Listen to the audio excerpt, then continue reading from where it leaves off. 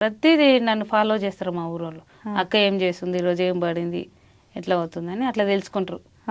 ఇంకా ఎక్కువ పెద్ద మనుషులు ఏం చేస్తారు, మా నాయన ఏజ్ ఉన్నోళ్ళు, ఏమమ్మా ఎక్కడ చూడు నీ పాటనే ఓ అంటారు. ఇక పెద్ద మనుషులు బాగా అనిపిస్తుంది అట్లా.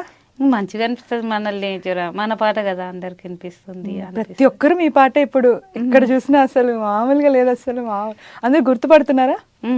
చాలా మంది గుర్తుపడుతురమ్మా. అప్పుడు గుండు ఉంది కదా మీకు ఆ పాటలో. గుండు ఉంది. తర్వాత పాటల్లో ఇట్లే చుట్టున్నట్టుంది. అప్పుడు గుండు వల్ల ఎక్కువ గుర్తుపడుతున్నట్లేదు కదా. ఏమో, కాకపోతే ఆ గుండు వల్లనే వచ్చింది నాకు. గుర్తుపడతారు దాన్ని, అది మాత్రమే.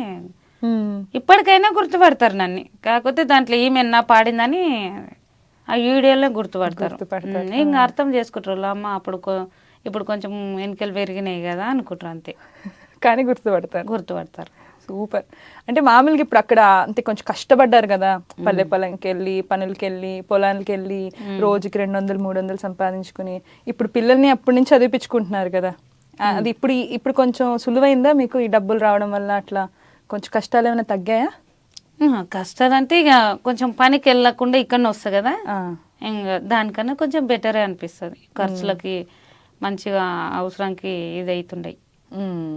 అప్పుడు కొంచెం అబ్బా అవి నేను కొనలేనబ్బా అనిపిస్తుండే. ఇప్పుడు పిల్లలకి ఇప్పుడు తెస్తా నీకు అన్నట్టు వాళ్ళు అడిగితే ఇప్పుడు ఇచ్చే ధైర్యము అయింది ఇప్పుడు.